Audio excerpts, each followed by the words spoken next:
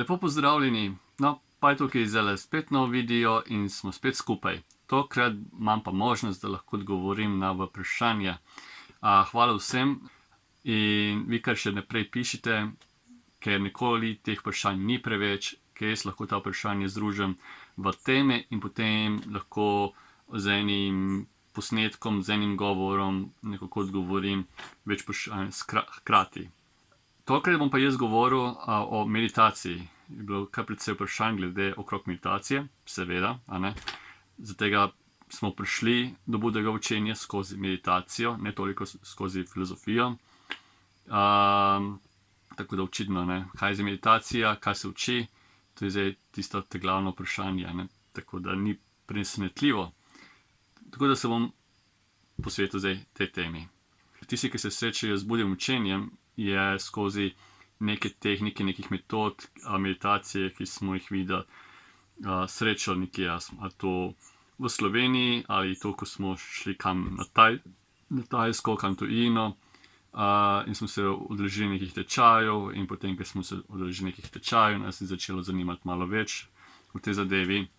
Tako da, mi smo prišli do Budovega učenja skozi že nekih predpostavk, zaradi nekih metod, ker pač za neko idejo, da Budovo učenje nekaj praktičnega in nekaj za verjeti. Da ni samo neka razglabljanja, ampak se da stvari v prakso. Tako da to je neka zadeva, ki je najbolj atraktivna za kakšnega laika, to je nek prvi začetek. Pa dajmo zdaj pogledati, kaj ni meditacija. Danes smo mi vajeni vseh vrst metod, tehnik, filozofije. Zadnjih nekih let v Sloveniji je kar nekaj se je razširilo vse vrste metod, tehnik, in nažalost se uporabljajo predvsem zaradi neke komercialne namene, za nek zaslužek, in se nekdo spomni neko novo tehniko, metodo, neko nove obljube, ljudje se oprimejo v to. Zdaj pa hočem najprej razčistiti, kaj ni meditacija, kaj ni Budovo učenje. Ko slišimo besedo meditacija, ljudje hitro pomislijo, da je to mogoče neke vrste delovanje z neko energijami, čakrami, či. Ne, to ni Budovo učenje, torej to damo na stran. Eni mislijo, da je mogoče meditacija doseči neko višjo silo, povezano z Bogom, da se Bog pojavi pred nami. Tudi to ni meditacija. Potem meditirajo nekateri, da razvijajo neko uspešnost v življenju, torej dobijo neko večjo samozavest, pozitivnost, da so bolj uspešni v vsakdanjem življenju, v zakonu, v službi, poslu in tako naprej. Ne, tudi to ni Buda učil. Eni jemljajo meditacijo za uporabljanje neko tehniko, metodo, da se osredotočijo v neko točkovnost, in da bi prišli potem v neko posebno stanje. Ne, tudi to ni Buda učil. Da bi nekaj mogli doživeti, neko posebno izkušnjo. Ne, tudi to ni učil. Kaj še ostalo? Torej, kaj še ostane? Kaj je zdaj Buda učil? In zanimivo, veliko je bilo rečenega v Budovem učenju. Veliko je bilo besedil. Imamo velike knjige. Noter, da je bilo omenjeno, od kakšnih teh stvareh, ki sem zdaj omenil, ni. Tekstov je še več. Imamo take debele knjige. Še malo več debelih knjig.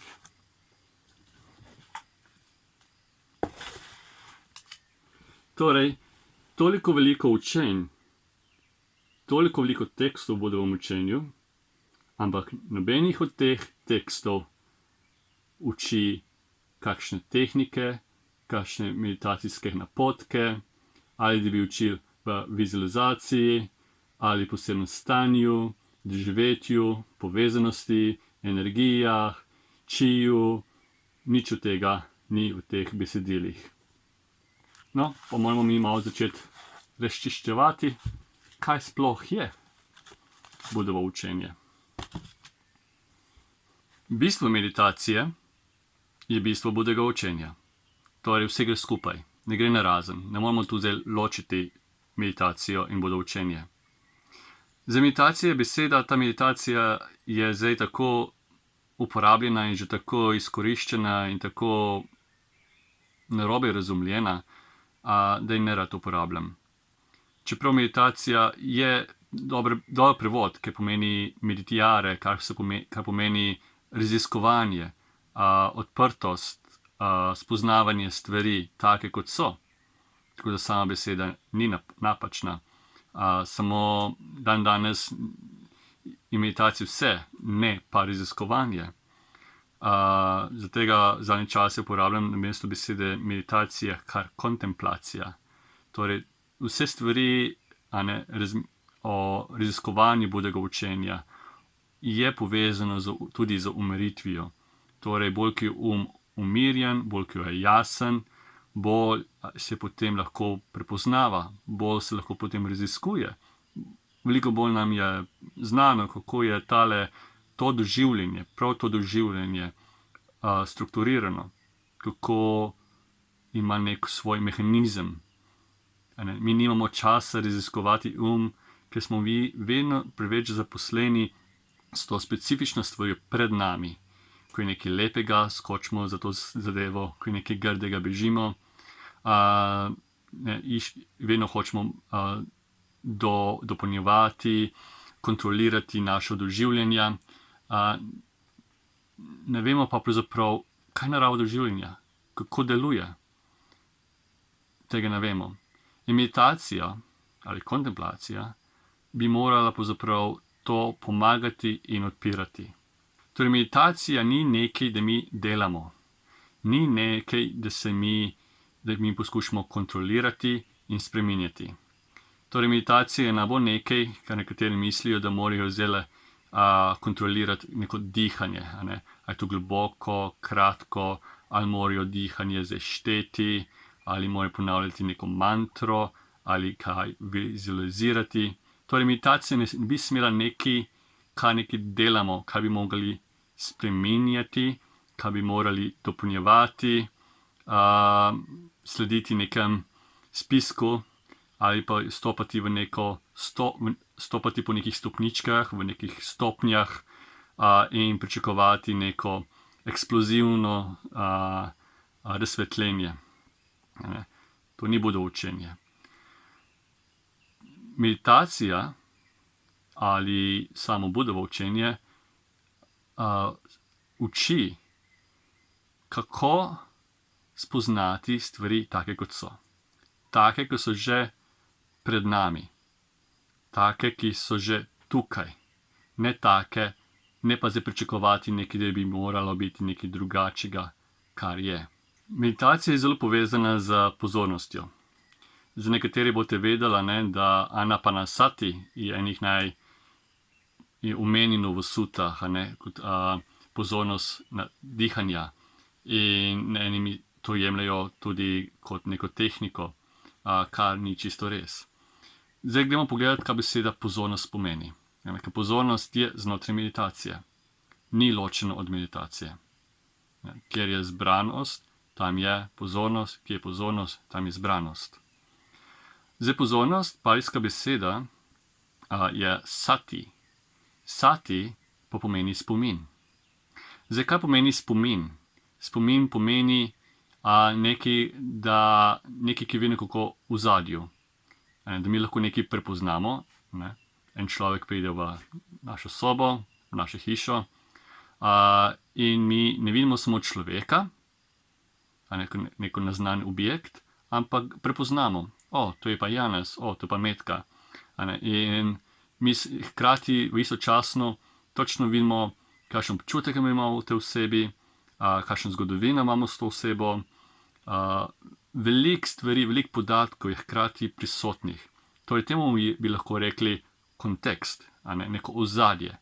Je objekt pred nami, ta oseba, a hkrati je na bilijone neštetih nekih informacij, nekih podob, nekih slik, ki pravzaprav pogojujejo to osebo, ki da nam vedeti, kdo je. Torej vse je nekako hkrati prisotno. Nam ni treba zdaj razmišljati ali pa se poskusiti spomniti v vsakem smislu, da bi mogli imeti pred seboj vse te podatke v glavi. Ni. Vi vidimo to osebo, to je zdaj neka stvar in ta stvar je znotraj zelo širokega polja informacij in te informacije pogojujejo to osebo. Vidite, da spomin ni spomin nečesa tam, ampak spomin je vedno nekako v nekem kontekstu, v nekem ozadju. Pri anapanasati, to pomeni, da medtem, da se spomnimo dihanja. To pomeni spomin na dihanje, pozornost na dihanje. In če mi poskušamo zdaj kontrolirati dihanje, kako bi moralo biti, narediti neko tehniko, ali moram tako dihati tako, ali moram šteti, ali moram se kaj posebno gibati, ali moram delati neke mantre, karkoli, ki ti je treba delati, nima nič zvezi s spominom. S tako meditacijo se preveč fiksiramo v zadevo, v specifičnost. In bistvo budega učenja ni prepoznavanje in zaznavanje in delati neko raziskovanje specifičnosti, ampak kot da bi delali znanost, dela in biologija in fizika in tako naprej. Ampak mi poskušamo razumeti doživljanje. Torej, doživljanje je v neki bolj v ozadju, ta občutek, da doživljam, da sem živ, da sem nekaj, kar ni jasno, nekaj, kar je prisotno, ampak kaj to, In zaradi tega ramo sati kot spomin, da lahko mi v te stvari prepoznamo. Torej, isto, pri anapanasati, mi ne poskušamo zdaj gledati preveč na dihanje, ampak se zavedamo, da dihanje je prisotno ves čas. Je nam dano, je tukaj, ni nam odvzeto, je ves čas prisotno. Če vas vprašam, ali dihate, boste rekli, ja. Vi niste morali zadelati neke tehnike, da ste se zavedali svojega dihanja. Tukaj je dihanje. In zdaj, ko govorim, ko razmišljam, vem, da je v zadju je dihanje, ker lahko se vedno nazaj obrnem in na to prepoznanje in dihanje je tam. Torej, dihanje je vedno prisotno.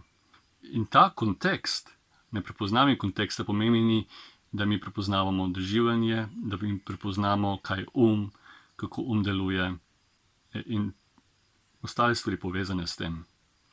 Zdaj pa, če mi delamo neko tehniko, ali mi pozujemo z neko metodo, kot naprimer kot Mahasi Sayadaw, tipam, smo skozi fiksirani smo, kako premaknemo roko, kako premaknemo nogo in tako naprej.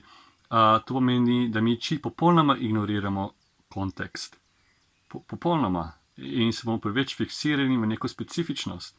Torej, mi mislimo, da mi delamo s tem pravo meditacijo, da mi meditiramo, ampak očitno mi delamo stvari čisto 180 stopinj napačno smer. Delujemo na to fiksiranost v zadeve, je čist isto, kot da se mi fiksiramo v neko čutne stvari. To ni nič novega, to delamo že ves čas v življenju, da smo mi fiksirani v specifičnosti.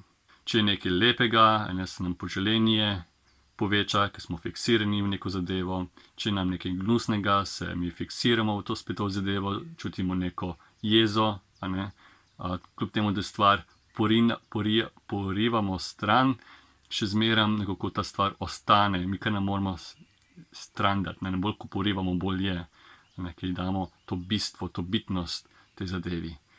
Torej, je treba nehati na tak način, ker gre ravno v nasprotno smer, kot je hotel nam Buda naučiti.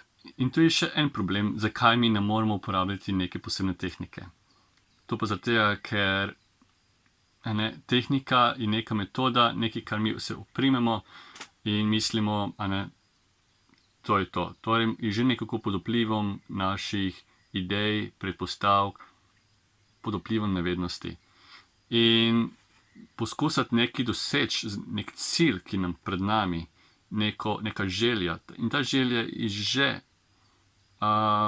v korupciji, gre že v napačno stran, je že nekako umazana, je že zamegljena. In imamo neko idejo, kaj bi moralo končni cilj biti, se fiksiramo v to idejo in delamo neko mehanično ponavljanje, da bi prišli do tega cilja. Samo kako lahko mi zaupamo našemu umu, in tem tehnikam, ko pa je že pod vplivom samega začetka vpliva nevednosti. Torej mi moramo opustiti neko svojo idejo, kako bi moralo biti po našem načinu. In opustiti to in spoznati stvari take, kot so. Če pa smo mi še zmeraj fiksirani v neko idejo, neko tehniko, to pomeni, da ne bo se stvari sproščale, ne bo prišlo do spoznanja. Edini rezultat, ki lahko pride, je le povečano in utrjevanje arogance. In tako gre prav v napačno smer, prav nasprotno smer osvoboditvi in prepoznavanje stvari take, kot so. Torej, in kaj potem Buda učil?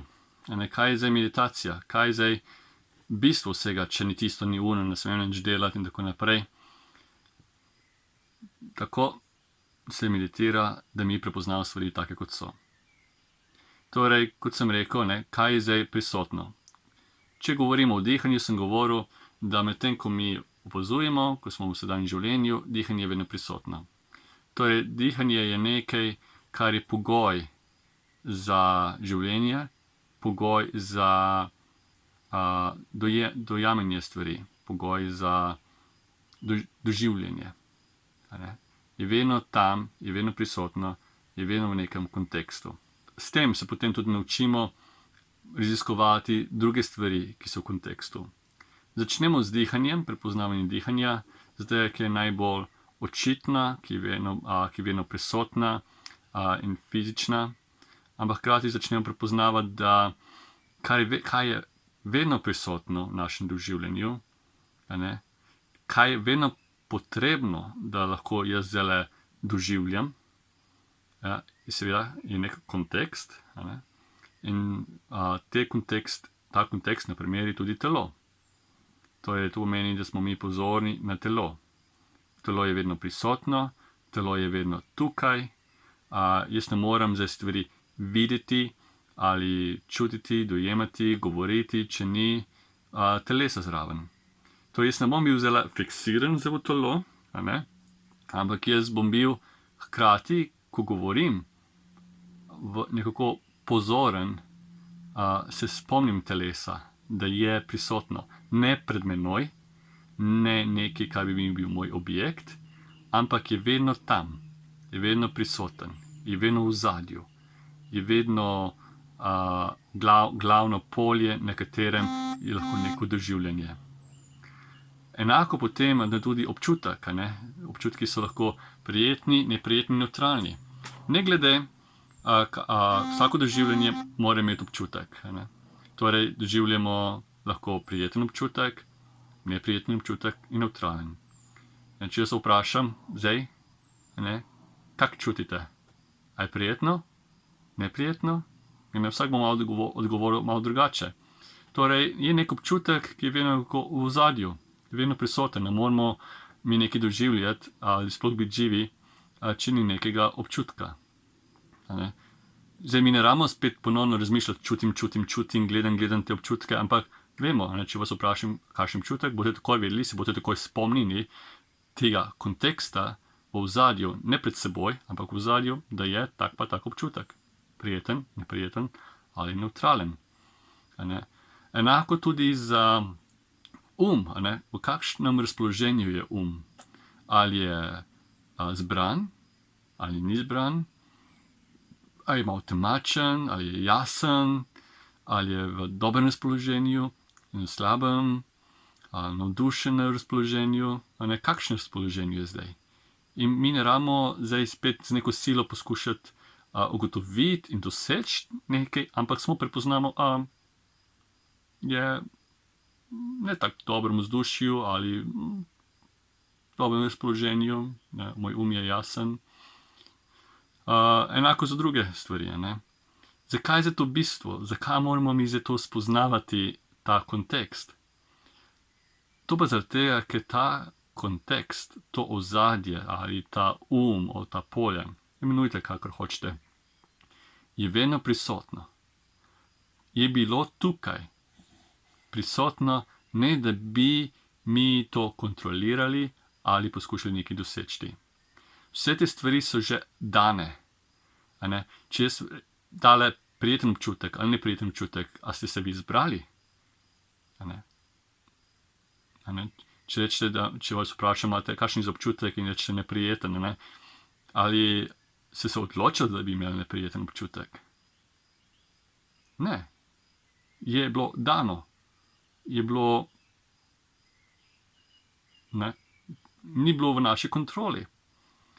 Tudi če vprašam telo, a ste se vi odločili, da bi imel telo? Je tukaj telo? Ne, je bilo že dano. Ali pa razpoloženje, ne, je že tukaj. Torej, stvari so nam že nekako dane. Navednost je v tem, da mi mislimo, da je vedno tale jaz sem in vse stvari so zame in da jaz lahko stvari kontroliram. Da ni nič za mano, za mojim jazom, za mojo domnevo jaz. Z pravilno pozornostjo oziroma s pravilno meditacijo začnemo mi spoznavati, da je tukaj narava malo drugačna, da so stvari nam že dane brez te kontrole. Ko mi to razvijemo pozornost na pravilni način, s pravilno zbranostjo, s pravilno meditacijo, kaj se začne dogajati, mi vidimo stvari take, kot so. Ne take, ki bi domnevali, ne take, ki si jih bi mi zaželeli. Ampak vidimo, da so stvari, ki so izven kontrole. Da ni potrebe, da ni nekaj tam, bi rekli jaz, da ima v resnici kontrolo. Če so stvari že dane, potem ideja o kontroli ali nekem pridobivanju tega prijetnega občutka, tega razpoloženja, potem ta kontrola izgine. In če ta kontrola izgine, tudi izgine ta jaz, ker ta občutek jaza je odvisen od kontrole. Torej, kontroler je lahko še en sinonim za jaz. Torej, če ni kontrole, ni kontrolerja, torej ni jaza. In s tem tudi prepoznamo, kaj to pomeni minljivost. Mi ne gledamo za minljivost izven nas, da bi gledali, zdaj pa listje rumenijo in ljudje umirajo in tako naprej. Ampak vidimo minljivost v nekem smislu v tem ozadju. Da ta prijeten občutek, do katere mi nismo imeli nobenega vpliva, ki je bilo nam dano, ima svojo naravo trajanja in se spremeni v neprijeten občutek. Ali se spremeni potem v nevtralen občutek, mogoče spet v prijeten občutek. Kakorkoli pride, je prihajal po svoji naravi. In svoja narava, mi nimamo nobene kontrole. Torej, mi se ne moramo resnično navezati na nekaj. Torej, ko začnemo videti, da je neki višji ali večji kontekst kot tale jaz, potem je tale jaz osnovan, grajen na nekaj, kar je minljivo. Torej, so grajene ta občutek, do katerega jaz nimam nobene kontrole, in ta občutek se spremeni sama po sebi, ima svojo naravo, in ta narava je tako, prijeten občutek ne bi obstajal ne brez neprijetnega, neprijeten občutek ne bi obstajal brez prijetnega. Torej, ima neko svojo naravo soodvisnosti in mi imamo nobenega vpliva na to. In s tem vedenjem mi potem opustimo stvari in potem se začne ta opuščanje in potem končno osvoboditev. Tisti, ki poznate tudi Anapanasati Sutta, in boste rekli, ne, kljub temu, da sem pokazal, koliko je tekstov Budega učenja in da ne govori o nobenih tehnikah, boste eni rekli, si tukaj pa Anapanasati Sutta, ko govori, da treba neko vdihneš, veš, da vdihneš, ko izdihneš, veš, da izdihneš, in potem so neke neko stopnje, ampak to ni tehnika. Ne. Kaj piše? Ja, ko vdihneš, veš, da vdihneš, ko izdihneš, veš, da izdihneš. In še enkrat, treba zadovolj to prebrati in previdno prebrati. Piše, ko vdihneš, veš, da vdihneš. Torej je vedenje prisotno. Ne piše v knjigi, ko vdihneš, da moraš, tako pa tako moraš vdihniti, tako pa tako moraš izdihniti. Ne, samo govori, kar je, to ti veš. Takšno, kot je. Ne takšno, ko bi moral ti kontrolirati. In to vedenje je tudi zelo pomembno. Zato, ker mi, da nekaj vemo, kaj je, ko se mi zavedamo, ko smo pozorni, ne, vemo, da je vdih, vemo, da je izdih. Torej, že ta vdih in izdih je že prisoten, pa tudi vedenje je prisotno. Torej, to vedenje, da nekaj je, pa tudi, naprimer, vedenje občutkov, ki je prijeten občutek, vem, da je prijeten občutek, neprijeten občutek, vem, da je neprijeten občutek, ko je dobro razpoloženje, vem, da je dobro razpoloženje. Vse ta vedenje mi nismo jo ustvarili, mi jo nismo dosegli. Tudi ta vedenje je nekaj, do katere tudi mi nimamo kontrole, tudi mi nimamo vpliva. Torej, ta zavest je tudi kontekst. Torej, Budovo učenje je vse v razumevanju stvari takšne, kot so. Ni pa za nekaj, da bi zdaj poskušali nekaj specifičnega imeti pred seboj, iti po nekih točkah, nekih stopinjah in da lahko mi potem to dosežemo. Da mi postanemo nekaj svetega, nekaj prebojenega, ta oseba, ki je prebojena, nek prvak, v kakšni štafeti in mi smo zmagali in smo najvišji, najbolj slavni. Ni takega cilja, kot bi mi hoteli biti. Za neko povečanje arogance, povečanje nevednosti in s tem povečanje večje muke, večjega trpljenja. Če smo mi se začeli lotiti meditacije za tega, da bi hoteli postati neki, doseči neki, v redu, samo bojo potem tudi seveda posledice. Se gotovo neprijetne. Če pa mi se soočamo z meditacijo in mi hočemo meditirati in spoznavati Budovo učenje, pomeni razvijanje znanja stvari take, kot so.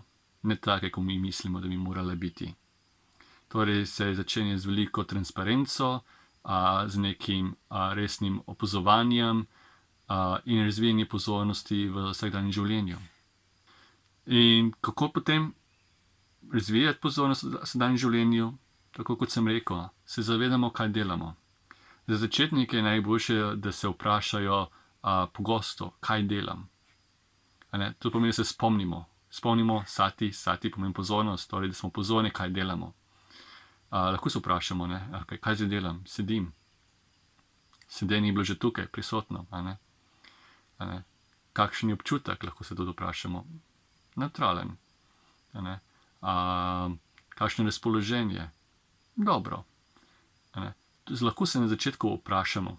To nam pomaga. Potem čez čas to verbalno miselno spraševanje tudi izgine in potem postane avtomatsko, ko se mi samo nekako notranje zavedamo in smo pozorni. Meditacija, ko pa se usedemo, to zdaj ni nič drugačnega, kot mi že delamo v vsakdanjem življenju. Kaj pa pomaga, da se mi usedemo, da gremo v tišino in gremo tako, bi lahko rekel, formalna meditacija, ker se sedimo na tla ali na primeren položaj, je to, da mi stvar, to pozornost samo še malo bolj poglobimo in poskušamo obdržati to vedenje za dlje časa. Dihanje, na primer, ko je če je vdih, samo vemo, da je vdih. Če je zdih, samo vemo, da je zdih. Če pridejo misli, misli, ampak moramo paziti, da ne gremo prehitro na misli, zato ker nas lahko zapeljejo, ker je naš še zelo šibek. Mi nočemo zdaj zatavati v neko čutnost, ker zatavanje z misli pomeni zatavanje v čutnosti. Mi se zaustavimo, če pridejo misli, misli, pa gremo nazaj na dihanje. Vdih, vem, da je vdih, zdih, vem, da je vzdih. Če je vdih globok, tako, telo globoko, ne da moramo mi narediti globoko. Se zavedamo, vemo, da je globok, ko je zdih, bo plitek, tak majhen, se zavemo takega, kot je. Če pride do občutka, tak je občutek, vemo, in taka razpoloženje in tako naprej. Znanje, vedenje, spoznanje ni tisto, da bi mi zdaj dosegli ali dobili. Znanje je že tukaj, je že prisotno. Treba se le razvijati na tak način. Videti, kar je že prisotno in mi že vemo. Nimamo pa časa to videti, ker zaradi nevednosti mi še zmeraj iščemo stvari tam nekje zunaj. V stvareh, v podatkih, v informacijah, v čutnosti, se kregamo z drugimi, češ, da so drugi krivi za ta neprijeten občutek, ki je v našem kontekstu, da strast, da so stvari tam zunaj, ki so odgovorni za naše dobro počutje.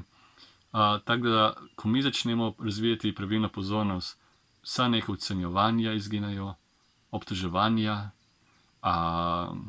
kreganja, filozofiranja, ampak ker mi vemo, ker smo mi spoznali. In tukaj se vse preneha.